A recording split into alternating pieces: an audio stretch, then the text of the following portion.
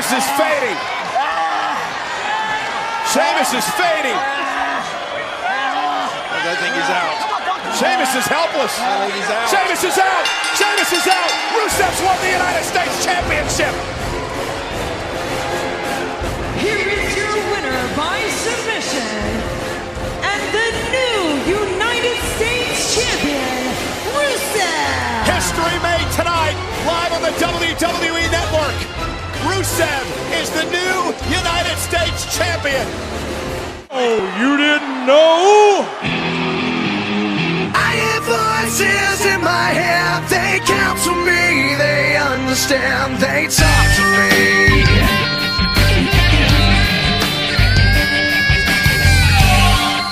Welcome to RKO. You didn't know? This is episode 9, also known as episode 999. That's right, I'm Kayvon alongside Russell here. Russell, say hi to our listeners out there. Hello. A lot to talk about heading into Survivor Series here in just a couple weeks.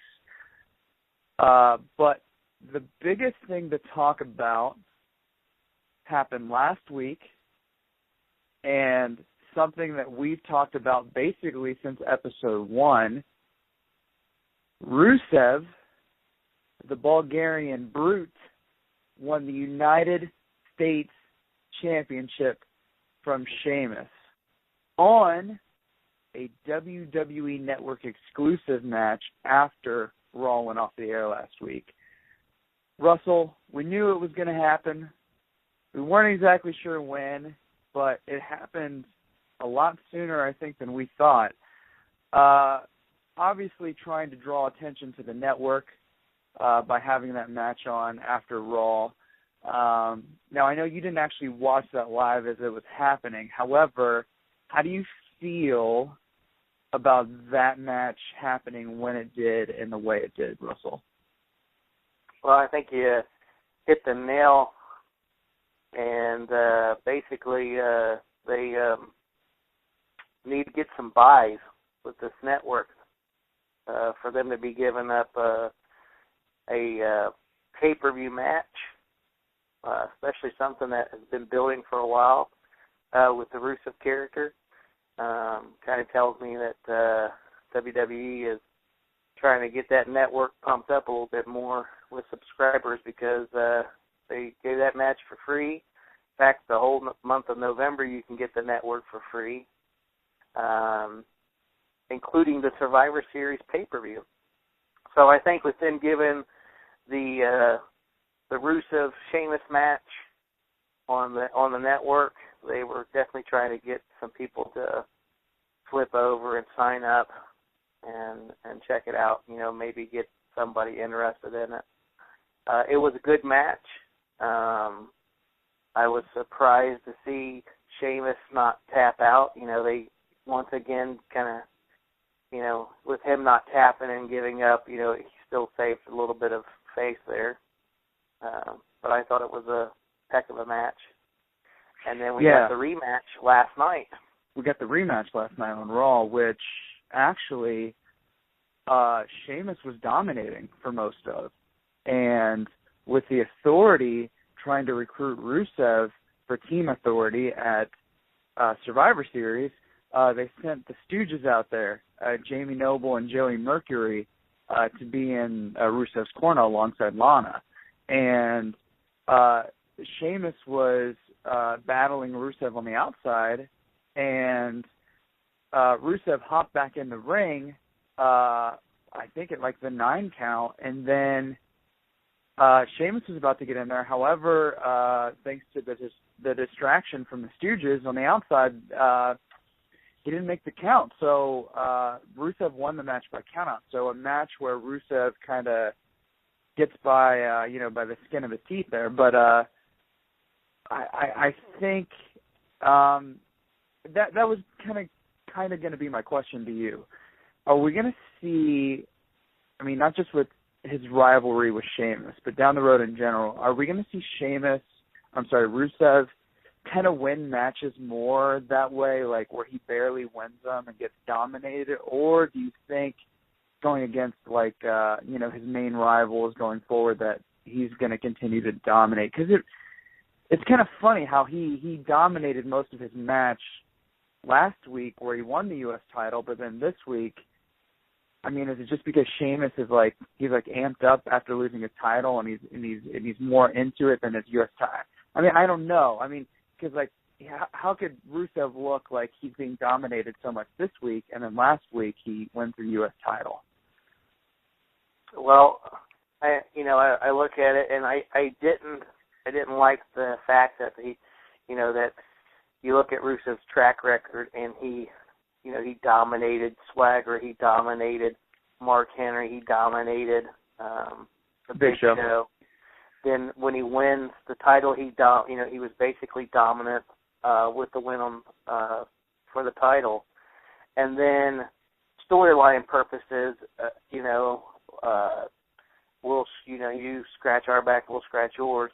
They send down, the Stooges, and he has to have the Stooges help, getting the win in the rematch. I didn't like that. He hasn't had to have anything, any type of interference up to this point. Why now have anybody from the Authority help him out? To me, it makes him look weak a little bit by, having to have especially the Stooges. It'd be one thing if it was, Triple H coming down and distracting or something like that, but to have the Stooges, getting in the way, I didn't like it at all. And, if anything, I would have rather just had, if there was going to be a distraction or anything, I would just rather have Lana get involved with the match, maybe get in the way of Sheamus or something. Yeah, definitely. The more of Lana we can see, the better. Yeah, I mean, it's her, protecting the, Rusev, not having the Authority. But I think the reason they did that was because they, when they went backstage, Stephanie's like, yeah, see, we helped you out. Now you need to help us out. And I also don't like the fact that Stephanie is kind of trying to be bullying to them, like, we don't care what Putin says or anything like that.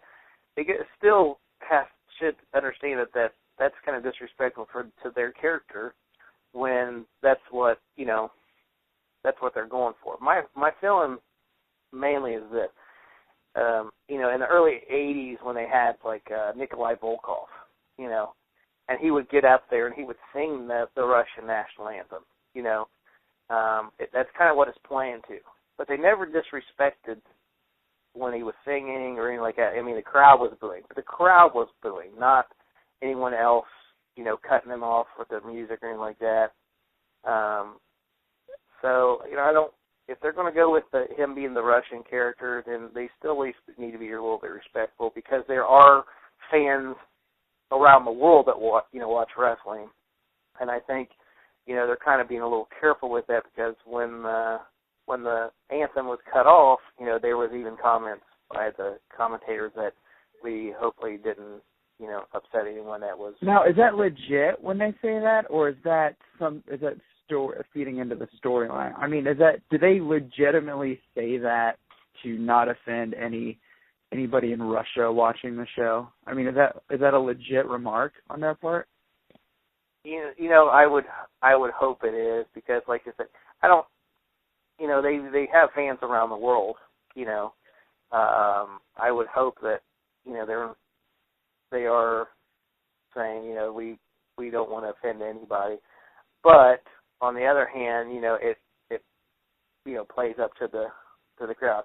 You wouldn't see. I guess if the tables were turned, you wouldn't see Rusev pulling down, the United States flag.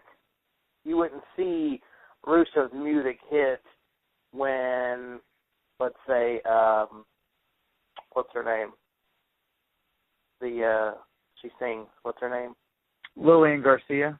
Lillian Garcia. Yeah, that brain fart. You wouldn't see Rusev's music hit while she's singing the national anthem. So, it's kind of a ploy Well, you know what's funny is I remember it was a couple of years ago. Okay, Fit Finley, who was on-screen talent for a long time. He was in WCW, also WWE on-screen wrestler, and but also has worked backstage for many years. At one point, there was like a few years ago, maybe even, I think maybe 2011, where he was like helping oversee some of the house show stuff, and there was a thing where they were doing the national anthem at the beginning of a house show, and when Miz was like their top heel or one of their top heels, his music hit, and he cut off the national anthem. And I guess it was Finley's idea to get heat on him, because like I said, he was helping to like oversee those house shows, and they let him go. Like, he took the heat for that. They let him go, and I remember it was kind of a big deal, reading a lot about it, and they let Finley go. He's back with the company now, but so it's kind of funny to think that there would be a moment like that where like the Miz would come out, which is kind of what you're talking about. Like, it's kind of like a double standard almost, because it's our country. When something like that were to happen, where the Miz were to come out just to get heel heat, to interrupt the national anthem at a house show, someone would get fired over that, like actually fired over that. But the fact that, Big Show comes out, rips down the Russian flag, says whatever about Russia, and then we have to say on commentary, well, we apologize if this offended anybody. It's interesting, but it just makes me think, are they legitimately saying that? I mean, are they legitimately saying that, or is it just because, okay, do you remember when Big Show pulled down the Russian flag when it was right before Hell in a Cell, I guess a couple weeks before Hell in a Cell, like he went out and he pulled down the Russian flag, and then they had the big hoopla about WWE apologizes for anyone who's offended. And then Big Show came out, and he apologized on TV, right? But, like, that wasn't legit apology. That wasn't a legit apology. Like, that was storyline, right? Right. So them saying now we apologize to anybody who's offended, in Russia, I don't know. It's just interesting to think about. I mean, I guess, in my opinion, I think it just feeds into the storyline. But yeah, it does. And I mean, even the comment that one of the comments that was made last night on Raw, Stephanie McMahon saying, when they were all talking, had Ryback in the middle of the ring with Cena, and she was talking about, being there in England and the national anthem is God Save the Queen, and, she's like, I'm going to use that for my entrance. Yeah. That, some of that stuff is cheap pop, or cheap heat. Oh, definitely. But, I don't know. I mean, my thing is that if they're, you're never going to see Rusev come out, and do the same thing to them that they do to him. Of course, of course he's bad. So I mean, but still, right.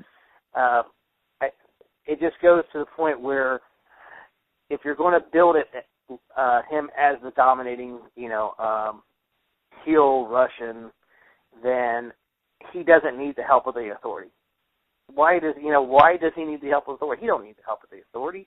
He's dominated everybody that basically he's been put in front of. In fact, I would love I would love to see when when Mark Henry went in and was talking to Ryback about, you remember I beat you at WrestleMania? I would have loved to see Rusev come in and said to Mark Henry, yes, do you remember when I thrust you? Right. Just like they're throwing their hats in the ring. That would have been fun. Right. Then you would have had a little bit more heat with the team. Yeah. You know what I'm saying? It wouldn't just be Ryback. It would kind of be like, which one is going to explode? Which one is going to not be the team player? Because there's history there. Right, exactly. And, Rusev did end up joining Team Authority, by the way, after that title rematch where the Stooges helped him last night. And so Rusev is part of Team Authority, and then Sheamus, of course, later on in the night joined Team Cena, which kind of creates an interesting thing because Rusev has never been pinned. He has never submitted to anybody. But, of course, at Survivor Series, it's a 5-on-5 elimination match. An elimination occurs by pinfall or submission, but I guess elimination can occur, too, if someone gets disqualified. So that could be a way out if they didn't want Rusev to be – I mean, if Team Authorities – I mean, it doesn't even matter if they lose. If Rusev gets eliminated somehow, I mean, if they don't want him to be pinned or for him to submit, which I don't think he should be. I mean, I just really don't see him doing that. I mean, they could do it a DQ way out, I guess. I guess it's a way to get an elimination in a tag team match like that, right? Because you get the whole team, and you know they're not gonna. I mean, because you got to think they're saving Rusev for a big loss like to Cena or something. Well, and I don't think Cena's going to be the one to beat him. I think you may see Ryback now. Yeah. Be the one that ends up maybe having the WrestleMania match with him. It was a kind of a double swerve last night. You're kind of on the fence with Ryback. Is he a good guy? Is he a bad guy? Or is he just out for himself? And I like the fact that he's out for himself. He's on Cena's team because he chooses to be on Cena's team. But he'll be able to put Cena in his place if need be. And that's kind of legit, because he was a big star there for a minute when Cena was put on the shelf. They were kind of wrapping the pay-per-views around, Ryback, CM Punk, if you remember right, Hell in a Cell last year. I mean, trying to forget it, yeah. So, I mean, my thing would be if they still want to make Rusev look strong, and not let him submit or be pinned, they could always have it where there's chaos in the ring. All of a sudden, the faces are leading the charge, and it's just him and one of the other heels. Let's say him and Seth Rollins are the last ones in the match. Against Cena and a couple of faces, and him say, just walk out of the ring, jump off the apron, start heading to the back, like I'm done, and then you'd really have some heat on him, if they wanted to do that, or he could just get disqualified, they could do that too, like you were saying. Right. Kind of interesting with what they're going to do. It'll be interesting. So, okay, so let's... this match that they're talking, with the Survivor Series, I think you're going to see at least an hour-plus match with everyone that's involved. Oh, yeah. Yeah, I think because that's the main event.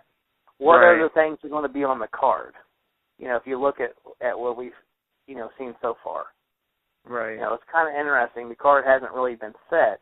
You have basically no champion, no Brock Lesnar, no championship match. So that's off the card again. Now you've got that main event. That at least needs to be an hour or so match.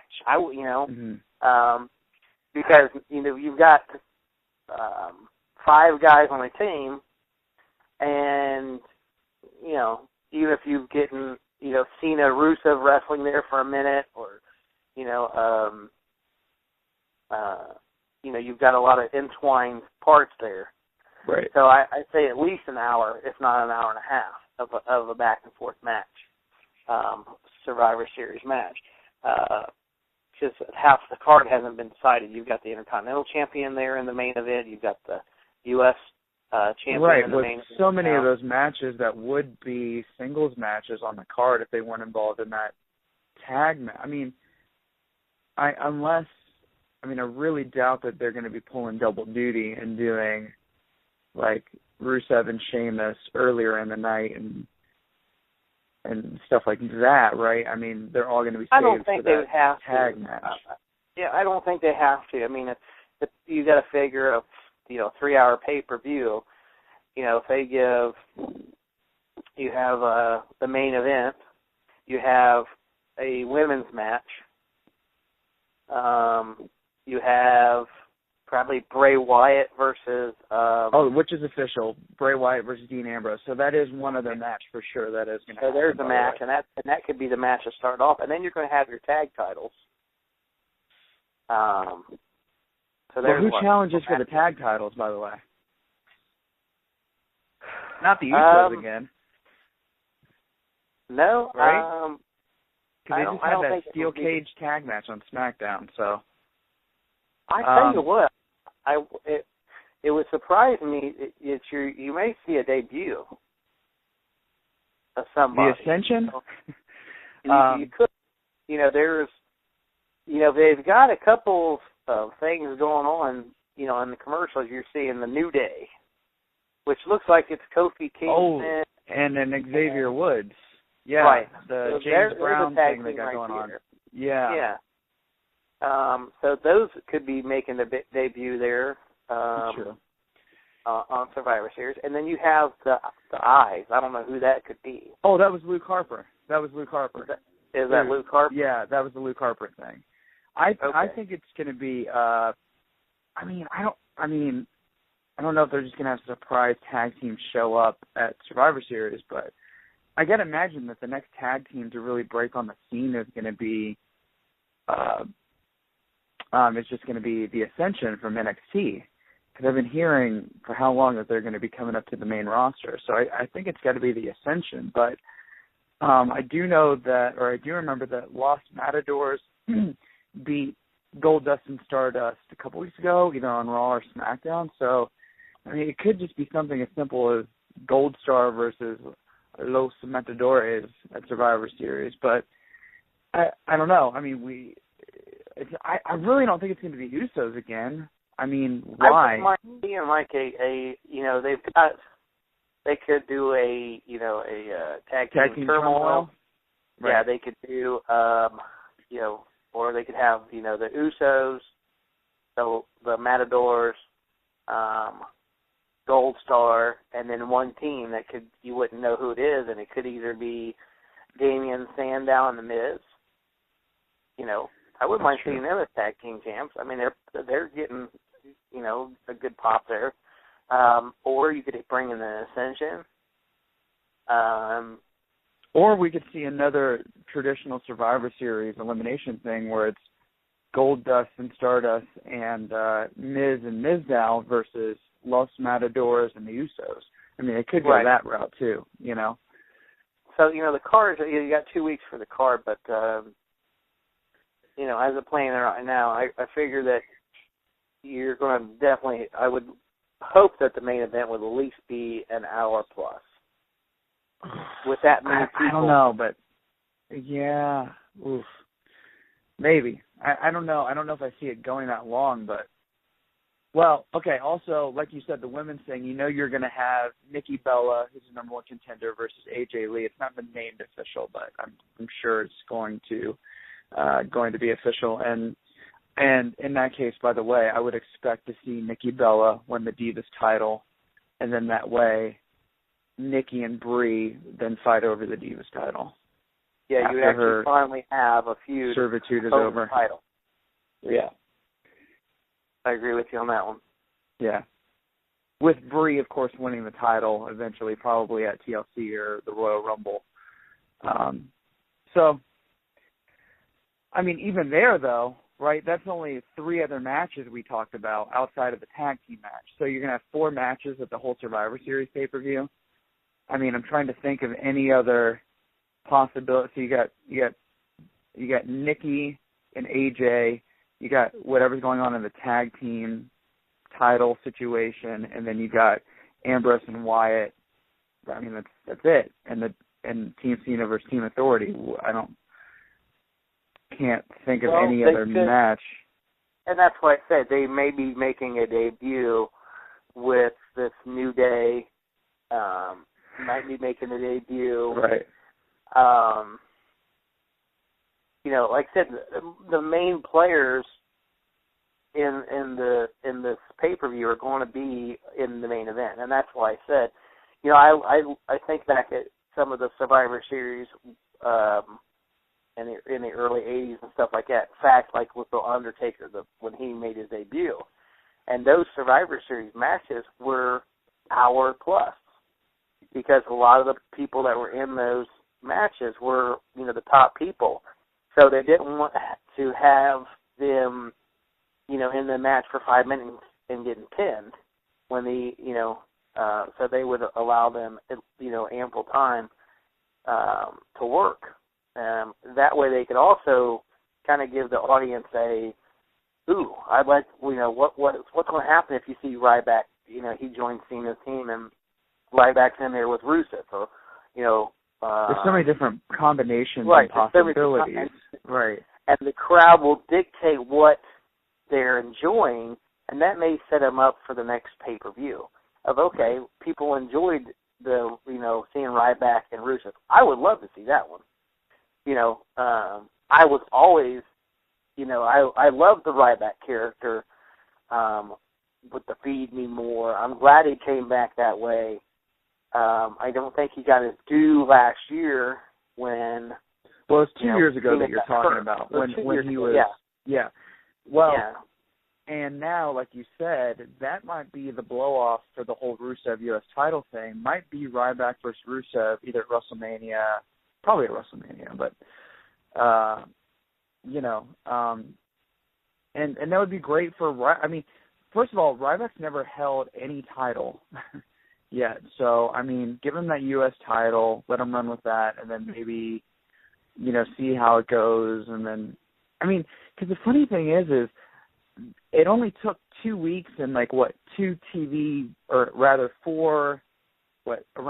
about four dominating wins from Ryback in 2 weeks for the crowd to already be back behind him. I mean, it's like 2013 never happened. I mean, it's unreal how quickly he feels main event status again. I mean, and I was thinking last night watching the Raw main event with Ryback versus John Cena that, man, I mean, it's just Ryback feels like he's just a main event guy in the perception that he's in now, meaning when he's treated like he was in the tag team with Curtis Axel and before that, yeah, of course he's not going to feel like a main event guy, but when you bring some attention to him and go with that original train of thought that when they brought him in and he was just piling up guys week after week, yeah, he's going to be a big monster. Now, I don't expect him to go undefeated for, you know, years. I mean, in fact, he lost the match last night. Technically, when Kane jumped in and attacked John Cena wins that match by DQ. However, kind of like a Rusev thing, he doesn't get pinned or submit, so it doesn't make him look weak or anything. But, you know, it's really just a do-over. And cleaned house. You know, he come back in and he cleaned house. You know, put everybody down. You know, and then he walks down the ramp. You know, and then Cena gets up and starts clapping and stuff. You know, my thing is that everybody on Cena's team, you look at it, you have Big Show. To me, Big Show is, you know, he's the world's biggest athlete, yet he hasn't held the championship in how long? You know, to me, that's a waste of talent. You're preaching to the choir, because this is what I've said for, I don't know how many times I've said this. When you got a guy who's literally like the biggest guy in the company outside of Khali, it's like, first of all, why is he not a heel? Because I feel like a guy that big should be a heel. And secondly, I mean, he's not dominating at all. He might as well be the size of anybody else in the ring. I mean, it's like his size doesn't play into it at all. If you have a guy that's size, I get it, size isn't always better, but it's just like, you said it. I mean, they're totally wasting the whole point of the Big Show as a professional wrestler, and that's that he's the giant. The giant. He doesn't squash anybody. Right. Anybody. And that's what I'm saying. To me, when I look at Cena's team, you know, I feel that the Big Show, you know, maybe it's because he's you know, in his tenure, he's been there for so long that, you know, he's kind of, you know, ran his course. But I remember the old WCW days when he came in, you know, he beat Hogan, he beat Nash, you know, he was more dominating. When he first entered WWE, you know, and was Paul Wright, he was dominating, you know. I mean, he was, you know, the giant, you know. And to me, you know, he's just a big, great Khali, the junior, you know. I mean, I just think it's a waste. Maybe it's booking or whatever, like, you know, whatever it is. But to me, I you know, a guy that big should be more dominant than what he is. So you got him. Then you have Dolph Ziggler, the most held-back, hard worker in the company, and the crowd lets you know it. Oh, man, and last night, especially, that UK crowd. Yeah. Triple H to the point has to point out that he knows what people are saying about the glass ceiling. He knows what people are saying about Dolph Ziggler should be given the push, that he can carry a match. And I think deep down inside, Triple H and his ego sees the second coming of Shawn Michaels. And he just remembers that, you know, when Shawn Michaels was in his prime, not the Shawn Michaels that came back, but when Shawn Michaels was in his prime, Shawn Michaels was over Triple H when it came to which one was better. I mean, let's be honest with one another. When they first started DX, it was Shawn Michaels. Shawn Michaels, you know, was the one that was DX there. And so I think he sees flashbacks of when, the young Shawn Michaels with Dolph Ziggler, you know, that he can carry the show. He can be, be main event. But, there may be some ego there. So you look at Dolph Ziggler. Then you have Sheamus. Now, Sheamus has been a world heavyweight champion. He's been a WWE champion. He's Triple H's friend, workout buddy. To me, he's underutilized again. I like Sheamus more as a heel than I do the fella. I can't stand that. So you got Sheamus. All right? And then you've got Ryback. Here's another guy they've never utilized to the full potential. And you take those four guys that I just mentioned who are on Cena's team, Mr. Super Cena, and I'll take any of those four guys as champion over Cena right now. Okay, here's my question, and I'm thinking about this just as you're saying this. Just to go back to the Ryback thing for a second. When he lost to CM Punk in Hell in a Cell in 2012, of course with a crooked referee, but the overall objective of that was to make CM Punk's year-plus title reign gain even more steam heading into when he was going to lose it to The Rock. Now, if you're going to build up a guy all summer, Ryback, and have him lose to CM Punk also so CM Punk can keep that title, why wouldn't you let CM Punk lose that title in the main event of WrestleMania instead of John Cena versus The Rock too? Why wouldn't you have The Rock beat CM Punk at WrestleMania for that title?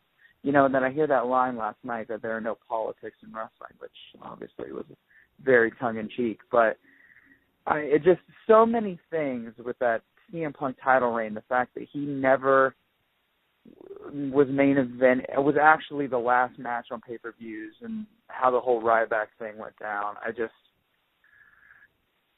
No wonder. I can understand CM Punk's frustration. I really can. And that's my point. You look at Cena's team, and it's always Cena's team, and that's my point. That the four guys that are on his team could be the champion. You know, I mean, the Big Show, he's the giant. You know, I could see him as the champion. If they did it, for one thing, they'd have to turn him heel because he'd be better as a heel. I just like Big Show better as a heel. If he was booked right. If he was booked right. Yeah. He was dominated, you know. Right. You know, and so to me, he'd be a better heel and could be champion, you know. Ziggler has the charisma, he has the work ethic, and the crowd loves him. So I would keep him face, you know, and have him as champion. He could pull it off, you know, if they gave him the opportunity, not sticking with somebody constantly. You know, they feel like they always got to put him with somebody, whether it was AJ Lee or, you know, or put him with Vicky Guerrero. It was like let him stand on his own and see if he can do it. Sheamus got to go back heel. He's got to be heel.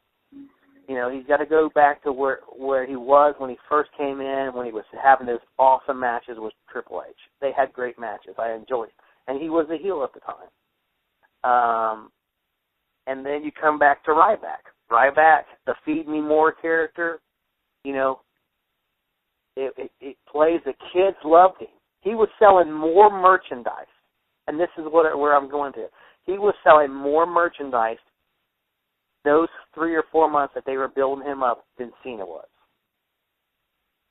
And that was because he was something new. I mean, it was something after how long of Cena? I mean, it was a believable threat to Cena's position. He had a really catchy catchphrase, "Feed me more," and he was huge. I mean, he was just going out there. I mean, he was, you know, not to bring up this comparison, but he was really the modern day Goldberg, and it was just something so new, and people were just so sick of Cena. Not that they aren't now, but it's just, you know, of course. And I went to, it was right before Survivor Series 2012, which I went to, by the way, but it was the Raw before that. The go-home show for that Survivor Series 2 years ago was in Columbus. I went to that Raw, and they were setting up they had the triple threat with CM Punk, John Cena, and Ryback, which is where the Shield debuted and CM Punk retained and all that. But the kids, we were with a couple kids, and they were all about Ryback. They didn't even care about John Cena. I mean, it's like, you don't even care about John Cena. I mean, and here's the thing, too, like about a younger demographic. Like, Cena's for the younger demographic, right? But the truth about the younger demographic is they just want the new hot thing. I mean, they don't really – I mean, they can only take so much of Cena. I mean, it's, you know – I mean, if you've never watched wrestling before and you watch wrestling for the first time next Monday night and you see John Cena, I mean, yeah, that might be exciting to you, but eventually that's going to get old. So after a few months or a couple of years of watching John Cena, you know, kids like what their friends like, and everyone's going to gravitate and start talking towards the new hot item in wrestling, which Ryback was. And then all those other kids are going to start talking about it. And then when they go to the wrestling events or their parents are on WWEshop.com or shopwwe.com, they're going to want the Ryback thing because that's what all their friends are talking about. I mean, that's kind of what I don't understand. It's like John Cena is not the only option for that role he's in. I mean, it could be Ziggler, like you said.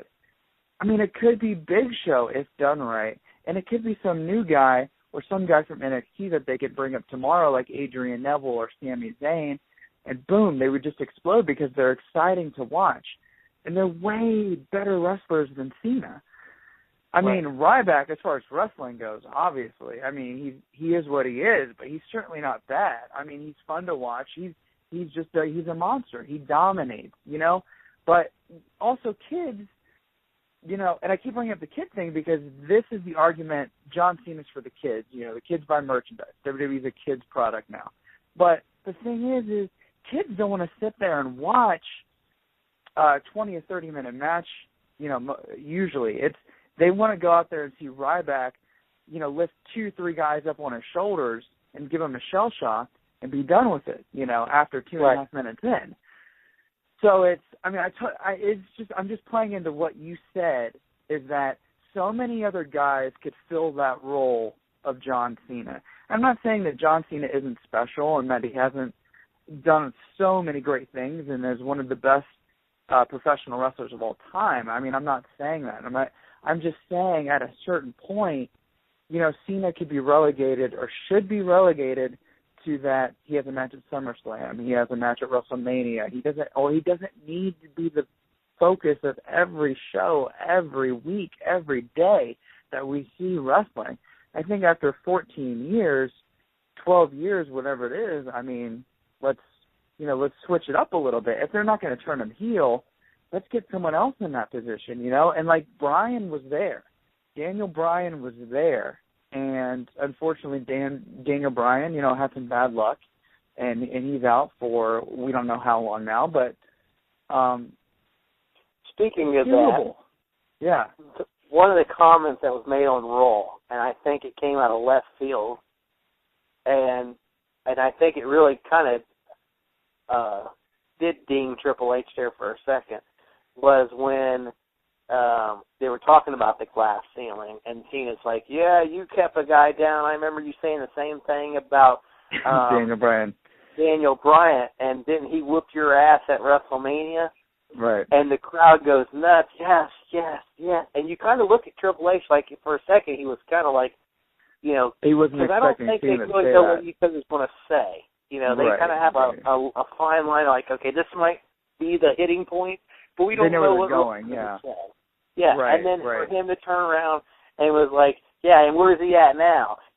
I mean, it was like, yeah, you're true. That's right. Where is he at now? He's, Well, it did seem to take him a little bit back, like by surprise. It did. Yeah. He wasn't ready for that comment to be made, and so I did like that. I did find that quite amusing. Yeah, no, and it was a legit it was a legit comment. I mean, as far as the talking about the popularity of Daniel Bryan, because the truth of the matter is it's the fans who made Daniel Bryan, and it's the fans who made Ryback. And you never quite know who the fans are going to really take for. I mean, you could promote and push a guy to the moon, but if the fans just don't feel it, they're just not going to feel it. I mean, obviously the fans took to Cena.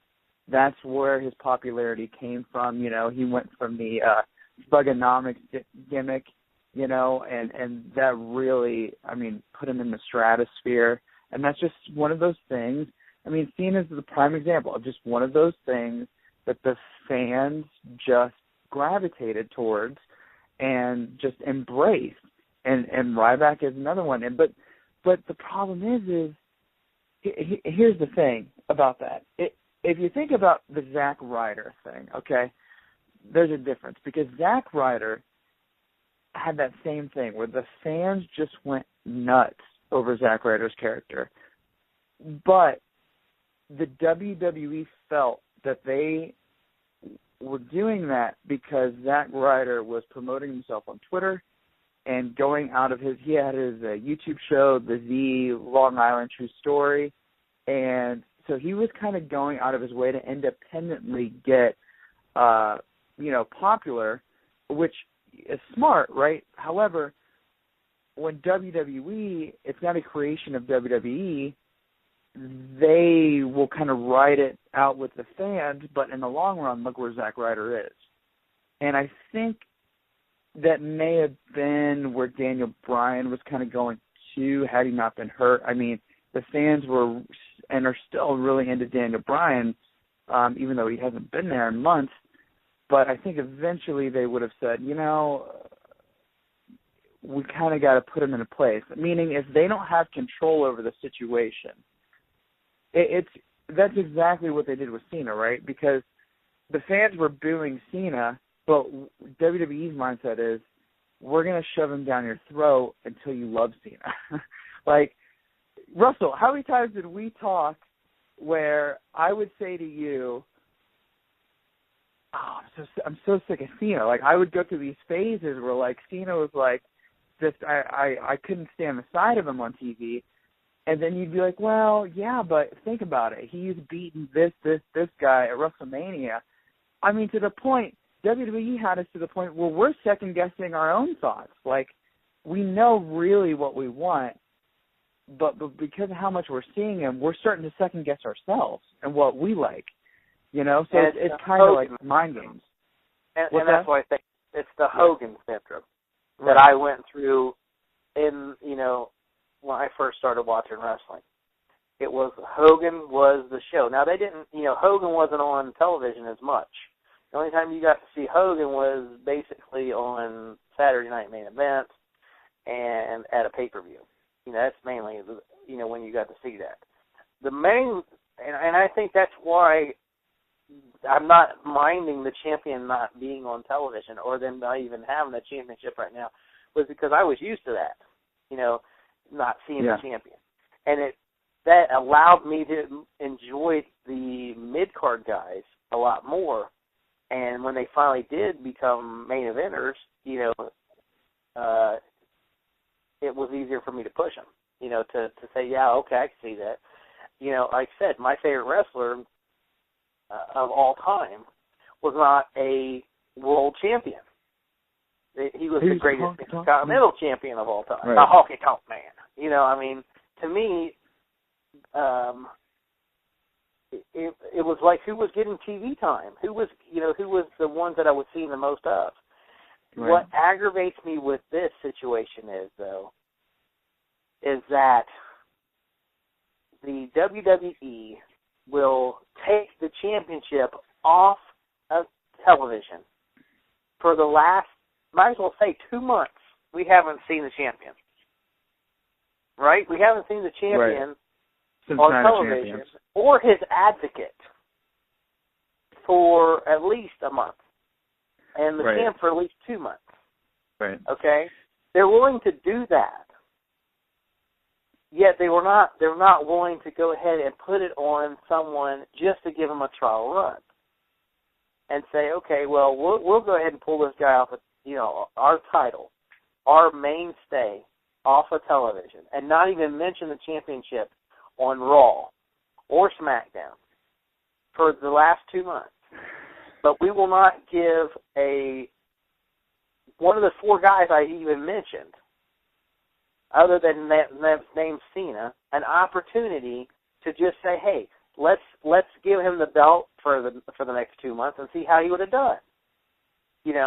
And that's what aggravates me so much is that they build these guys that drop the ball. I understand what you're saying, but okay, if Brock Lesnar was going to make select appearances, like he only wanted to work so many dates, the theory is, okay, well, don't give him the title till like TLC or Royal Rumble, then have him work every pay-per-view through WrestleMania, then have him drop the title at WrestleMania. But that way you don't go October, November, maybe December without your title feud happening. But I think the thought process with WWE is that if you have a longer title reign, right, it means more when someone beats him. So if he holds the title SummerSlam through WrestleMania versus Royal Rumble through WrestleMania, it's going to mean more when Roman Reigns beats him for the title, right? So even though he's not on TV, he's just, when he comes back on TV, he can say, okay, well, I've been champion now for 5 months instead of I won the title for 3 months and Roman Reigns beat me at WrestleMania. So, I think there's that. And by the way, by the time WrestleMania comes around, he would be champion for 7-8 months, I guess. But so I think that's the theory there. That like the longer you build it, the more it's gonna. And I expect them to kind of say also, kind of have some of the say, well, you're not even on TV all the time. Like John Cena says, I'm here every night. And I represent this company. Just because you're the champion doesn't mean you represent the company. You know what I mean? It's one of those things. Speaking of that, real quick. Yeah. Speaking of that, this is when you have all your eggs in one basket. When you are willing to give money back to the fans because John Cena is not there. That to me is crazy. When they were willing to reimburse the fans because he couldn't show up on Raw last week. That is crazy. That to me is having too much. Did they offer that last week? One person. They offered. Yeah, I read that they offered a refund to fans because Cena did not appear. And that's another reason why you've seen Vince McMahon come out, because they had to have something to kind of get the fans excited because they were upset. It was overseas. I don't know why he wasn't able to appear, but I think it was something to do with the Make-A-Wish, which is, to me, that's more important than them showing up. If they said, well, he didn't show up because, he was giving a kid a final wish, I would say, okay. I heard it was for a movie thing, but I don't. I mean, it could be either. But regardless, I mean, obviously, I've heard them doing that for house shows before, but that's crazy. But I mean, again, and we've talked about this before. I mean, kids are going to be upset. I mean, when they're expecting to see John Cena, and he's not there, so you got to have your even if you just call him your second tier guy. I mean, okay, well, John Cena was there, but hey, Ryback was there, so I totally forgot about John Cena not being there. So when you it's exactly what you said, all your eggs in one basket. When you put all your focus on John Cena instead of having John Cena, and my mom said last night, she literally said to me, wait, how many segments has John Cena been in tonight? She was kind of half paying attention to it, but it's kind of like, even she had to know, wait, how many times have I seen John Cena tonight? And it's like, instead of having John Cena in 5 segments in a 3-hour show, let's take 2 of those segments, which they did. They focused on Ryback just because of, he was doing his backstage stuff with the Authority. But if they did that more often and just pick a superstar, my God, even if they did something like that with, a Kofi Kingston, which they're doing the new thing with, I get, but just as an example, with Kofi Kingston, and you had him in a backstage segment one time on a show, you know how much depth that adds to a character when not only are they just coming out for a match, but you see them in something extra outside their match? That's adding emotion and depth to a character. We don't need John Cena in every backstage segment that there is. He's over. He's over with the fans. We don't push him anymore. What I would love to see happen at Survivor Series, and you know what they're going to do. They're going to have Cena be the final guy. He's going to be the one that Team Cena, of course, yeah. What I would rather see happen is I would rather see, for one thing, I don't think the Authority I don't think they could, that if they lose, they're in trouble because there's no really another heel faction right now. Yeah, I don't Basically, think they're going to lose. It is Cena and them versus, because there is no Brock Lesnar, there is no major heel. Who's the major heel right now? It's Stephanie, the Authority, and Triple H. It's the Authority. Which, that's it. If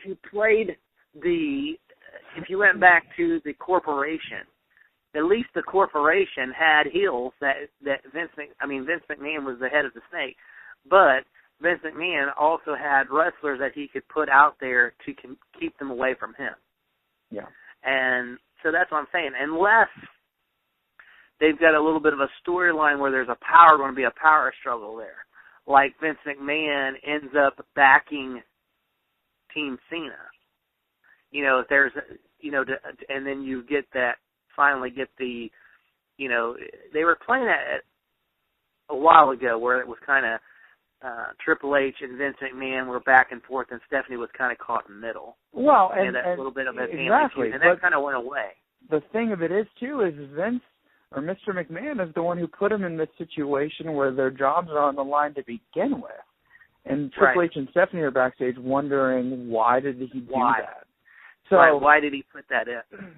Yeah, so it totally makes sense that they would go into a power struggle type situation from here on out, which, I would like to see, because then you get a situation like you had at WrestleMania 2000 where, like, there was a different McMahon in every corner in the Fatal 4-Way match. You could see, like you said, Mr. McMahon backing Cena and Triple H backing Seth Rollins, whoever. I mean, whoever, but something like that, I like the build-up with Seth Rollins. We had talked about, is he a major player? Could you see him? The question was, could you see him facing a Brock Lesnar or facing a John Cena? And my thing is that the last couple of weeks, he's put on some really great matches. And he's, against everybody. He's not the big, bulky 80s guy that people were, got to be the muscle-bound giant. Obviously, if it was going only by size, you'd have the Big Show be your champion. But he's an opportunist like Edge. Right. Edge wasn't the biggest guy, but he was a good wrestler, and he picked his spots. Exactly. The one thing I hope they play out that we haven't seen, it's kind of been put back it's kind of been shelved, or it's kind of got second fiddle now, is Dean Ambrose. I kind of think with Dean Ambrose and Bray Wyatt, that feud has, they've had the montage there talking and everything like that, but you kind of, to me, that feud has kind of taken a second, a back seat to the main event. It is not the main event, but I mean, you got to figure that match will probably only build steam as it goes along, because I mean, I'm sure they're not going to have just the one pay-per-view match at Survivor Series. They'll probably go TLC, maybe even the Royal Rumble. So I would hope that feud gets even deeper, and because here's the thing. Anybody will tell you, those two together are just magic, right? Because they both can talk, and they're both. Hey, I'm trying to make a comparison. It's a psychological thing. Like, when I think of Bray Wyatt, I always think of The Undertaker, and then I think of Dean Ambrose, and you always think of like Stone Cold. So it's like they have like a back and forth, like, but they talk too, right? Like Undertaker didn't really cut promos like Bray Wyatt does, but it's really, they have like the feeling of like, that they're going to be like the main eventers going forward, like in the future of WWE. So this is like something, we're on the cusp of something great with them too. But I know what you mean. It doesn't feel like they're getting enough of the spotlight overall, It's because it's too much Cena. We just said it. You know what I mean? It's too much, but Bray Wyatt. Well, the other thing too is that with not having Brock Lesnar on television, or not having the title defended, at least we don't have to see a Brock Lesnar John Cena 12. I mean that at least can be. Yeah, but here's the thing though. We thought Cena and Lesnar was going to be over by Hell in a Cell, and here we are sitting waiting for the next Cena and Brock Lesnar for December or January. That's the thing. We were wondering who Lesnar was going to fight in between Cena and WrestleMania. But it looks like, at this point, he could be fighting Cena all the way up till WrestleMania. I mean, that's the thing about it, though. Yeah, they're not having match month after month, but really what's happening is the John Cena, Brock Lesnar thing. Okay, and see, this is what's wrong. Because we were trying to be creative and think of who could Brock Lesnar go up against and have, like, a face Randy Orton or someone like Sheamus where they're going to have like a knockout, drag down brawl. But no, what they're doing is instead of coming up with something creative for Brock Lesnar, what's happening is they're just stretching that John Cena Brock Lesnar thing out all the way up until he's ready to go up against the Royal Rumble winner. I mean, that's all they're doing. So I mean, to me, that's like, where's the creativity? Because don't forget, we don't know when John Cena is going to face Brock Lesnar. I mean, it could be TLC, but I mean, we don't know. I honestly don't think we're going to get a Brock Lesnar. I don't think we're going to get a Brock Lesnar match next pay-per-view either. Yeah, I don't think so either. I don't think so either. I think you're going to see a Brock Lesnar, John Cena at Royal Rumble. Yeah. Yep. And I believe that you're going to see a return of Roman Reigns. Yeah, next month? For next month? At Royal Rumble. I think Roman Reigns, Royal Rumble match, and then I think Roman Reigns will be your entrance. So I'm thinking you're not going to get a Brock Lesnar match next pay-per-view. They're going to get, because the only thing with the Royal Rumble, all they got to do is have maybe 3 or 4 matches, just like the Survivor Series. They don't have to have a fully loaded card. They could just have 4 or 5 matches at the most, and let the main event go an hour to an hour and a half. And people will be satisfied with that because they are seeing different matches because there are different participants in that match. And you can see, who plays well for the next couple of months. And then I think at Royal Rumble, you're going to have the Royal Rumble main event will be John Cena finally against Brock Lesnar. I think Brock Lesnar beats him. And then you've only got, 2 months before WrestleMania. Yeah, they're changing. They're getting rid of the Elimination Chamber pay-per-view for February. I think it's moving later in the year. But the February pay-per-view, the last one before WrestleMania, I believe is going to be called Fastlane now. So you're not going to have an Elimination Chamber match before WrestleMania. So, that can mean anything. I just... You'll have that 1 month where, but let's face it, the way things are, Lesnar faces Cena at WrestleMania. He probably won't have a match at the February pay-per-view at Fastlane. So he probably would just hold off till WrestleMania. I'm thinking that Lesnar has been signed for the Royal Rumble, and I think he's been signed for WrestleMania. We might have to do research on that. And I'm thinking that the best way to do it would be to go ahead and have him have his Cena-Lesnar match, basically to end that feud at Royal Rumble, have Lesnar beat Cena, go on to defend the title at WrestleMania, and then have the winner of the Royal Rumble end up having a stare down with Lesnar at the end of that show. And then Lesnar says, "I'll see you at WrestleMania, boy." Whoever it is.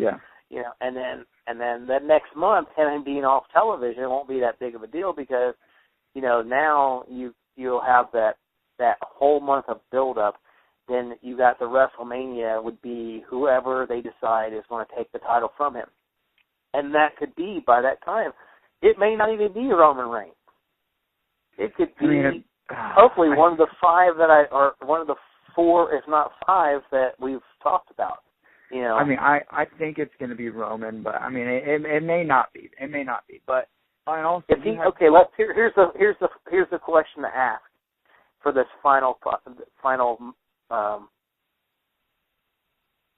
on the podcast. What guy, if not Roman Reigns, would you want to see Brock Lesnar fight Daniel Bryan? Yeah, so you'd want Daniel Bryan, Lesnar. I'm saying if they could come back. Now let's be realistic. Let's be realistic. Roman Reigns may be able to come back before WrestleMania. They've had 2 interviews with him. Roman Reigns. He'll definitely, I'm sure, be able to come back before. But if he's not, Daniel Bryan, we know he's on the shelf for a while. He's probably not going to be able to come back. Then Ryback. So you're saying you would like to see the Ryback versus and let Lesnar. Cena have Rusev. Yeah. If Cena's not wrestling Hogan or whatever. So I would say if it's not Roman Reigns, then I want Daniel Bryan. Of course it's not going to be Daniel Bryan because Daniel Bryan's not going to be medically cleared by WrestleMania. And so I would say Ryback. And I think that would be a good choice. Yep. Because could you imagine, you got the Royal Rumble, everybody's participating in the Royal Rumble, let's say Roman Reigns doesn't come back, he doesn't make it back to Royal Rumble, and he's not going to be back to WrestleMania, the music hits, let's say entrance number 28 or whatever, usually it's the last entrance or whatever, close to it, and you hear the dun, dun, dun, dun, dun, dun, dun, and the crowd goes nuts. Lesnar had already won earlier that night against John Cena. So we know the champion is going to be Brock Lesnar going into WrestleMania. And then the final guy gets thrown off, Ryback wins, and then, and then we get the stare down between Lesnar and Ryback in the middle of the ring, and you've got two guys who are about the same size, stature, two big burly dudes, and there's your WrestleMania main event. Lesnar, Ryback. And you have 2 months, by the way. You have 2 months between Royal Rumble and WrestleMania. But they could build that up. I mean, if done right, of course it'll be a slow burn. But I could definitely see that. But in my heart of hearts, I really feel like it's going to be Roman Reigns. I mean, it's got to be Roman Reigns. It just has to be. I've known that since, I don't know. I've felt that for a while, and since Lesnar won the title, at least. So I really think it's going to be that. Also, I just want to bring up one more thing before we end here. Last night, Cena, when he was talking to Ryback, I think it was in that first segment in the ring, when he was trying to convince Ryback to not join Team Authority, he's saying, if you say one wrong thing, they'll end your career, which was kind of a funny thing to say, because a lot of people thought that Ryback kind of got de-pushed because he was being very vocal on Twitter about just saying like crazy off-the-wall stuff, and then maybe saying some bad stuff, kind of alluding to unhappiness within the company. But I think Cena was also kind of alluding to the Dolph Ziggler situation, because a big theory is that one of the reasons why Ziggler got de-pushed also is because he had said something in an interview or some interviews, some negative things, I think, about Randy Orton, which, the officials weren't too happy with. And, when you're out there representing the company in interviews and stuff, you got to be a company guy. And, you're not supposed to put down anybody else in the company, especially not a big name like Randy Orton, which I'm sure a lot have heard that Cesaro recently kind of suffered the same fate, where he had mentioned that he was tired of seeing John Cena and Randy Orton for like the 100th time, which is what everyone's thinking. But, of course, he works for the company and said that in an interview. And now if you look at Cesaro over the past few weeks, we didn't even see him on Raw last night, but the last few weeks he, had a pumpkin over his head and got big DDT by Dean Ambrose, and, hasn't won a match in I can't remember how long, lost 2 straight falls to Dolph Ziggler. So it looks like Dolph Ziggler's on the upswing, but Cesaro, I don't know. So I just thought it was a funny line by Cena last night to Ryback, so I kind of wanted to mention that. But we'll be back. Next time we're back for podcast number 10, if you can believe it or not. We'll be after Survivor Series. We'll be on our road to TLC, so that'll be in just a couple weeks. Is it the week of Thanksgiving we'll be back? I think so. Yeah. It'll be the 24th, so it'll be the week before Thanksgiving. It'll be in 2 weeks regardless. And Russell, any last words you want to say before we close out here for episode 9? Just check out our Facebook page. Yeah, go to our Facebook page. It's open group now. Anyone can join it, and you can view everything that's posted. So definitely check that out. Yeah. Kayvon spends a lot of time on adding new features. Don't know if everybody paid attention to it, but that is now not just a WWE wrestling page, but we also now have it where we are talking about other organizations like TNA, New World Japan, I think it's the other one that you were talking about. NXT, So some of those, we even have a listing of the champions on the webpage that tells you those that aren't familiar with the other organizations.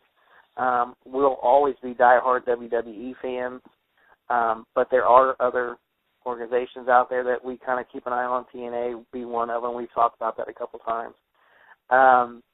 The other thing is like we'll probably have, since we're not going to have a podcast before Survivor Series, once we have the final lineup of matches, Kayvon and myself will go ahead and we'll put on our Facebook page, since we can't tell who we think is going to win, we'll go ahead and give you our picks for the pay-per-view, and maybe even who we think will be the final survivor for Survivor Series. Yeah, we'll definitely add that to our Facebook group, which is just RKO You Didn't Know on Facebook. And so, yeah, we'll definitely add our Survivor Series predictions since we don't have a full card yet. And like Russell said, go check out that championship list of the current champions in WWE, NXT, TNA, New Japan Pro Wrestling, and AAA in Mexico.